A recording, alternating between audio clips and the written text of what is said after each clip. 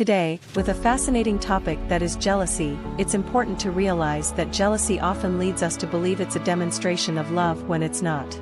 Jealousy is something we all know and can feel for various reasons or towards different people, starting from childhood jealousy towards a sibling when they are born to activities your partner engages in.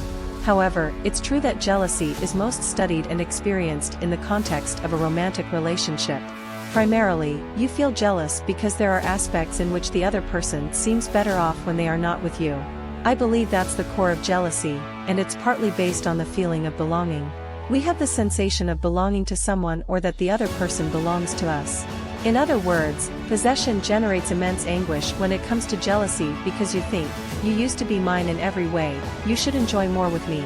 Apart from that, logically, we don't belong to anyone, which causes a lot of distress and sadness. But I would like to emphasize one very practical thing: when jealousy arises in a relationship, which I believe is something we all recognize, it's a warning sign that something is going on.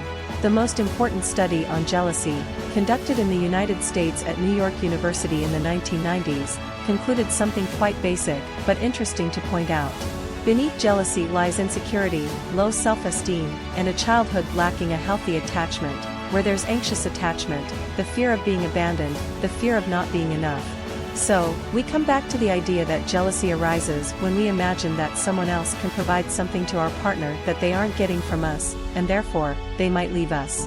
In other words, we are beings afraid of being abandoned. The issue is that there will always be people who can excel in various aspects of life more than we can because they might be more attractive, more interesting, or more intelligent. It's hard for us to accept, but this doesn't mean our partner will stop loving us just because there are others who might excel in certain areas.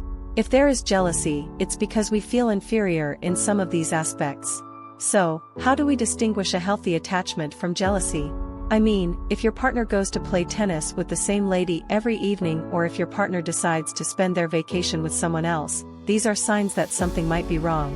However, there's a key point to consider: justified jealousy. For instance, if your partner had an affair and betrayed your trust, that's a serious problem. If you are jealous because your partner doesn't believe in the type of relationship you want to have, then you need to reconsider whether you have chosen the right person for your needs.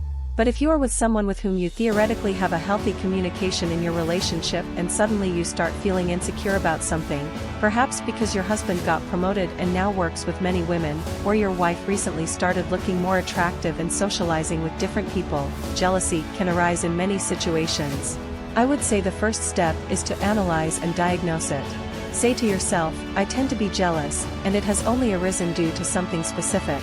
There can be two scenarios: either you have changed and feel more insecure in some aspect of your life, or conversely, someone else has suddenly changed their lifestyle, and you notice it, which makes you feel somewhat insecure. Identify which situations make you feel worse.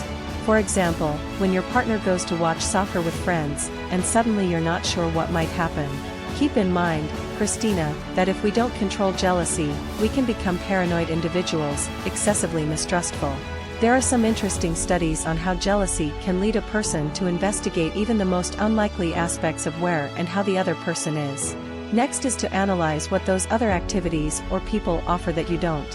How many times have I heard in consultations people saying, my husband is so lively and entertaining when he's with coworkers, but at home, he's dull. This generates some insecurity. I believe it's essential to understand that every functioning couple has its own autonomy and spaces for each individual. In other words, it's perfectly normal for a couple to have separate, healthy spaces, like spending time with friends or having a professional life. This autonomy and growth are good, as long as they don't lead to violence or harm towards the other person. However, many individuals, Christina, suffer from significant insecurity and low self-esteem and perceive these as threats. This can be seen as an issue that can be resolved. In the final minute, it's important to first investigate whether it's a general feeling or a specific issue. We humans tend to be very dramatic in our thinking, assuming that everything is related. Breaking things down can bring much relief. Secondly, consider which part of you is experiencing insecurity because of the fear of abandonment or the fear of not being enough.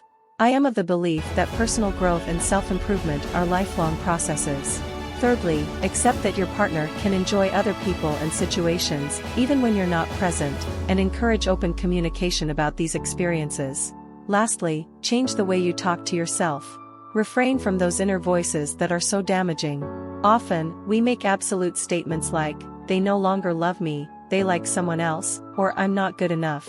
Such absolute assertions weaken us and cause us a lot of harm.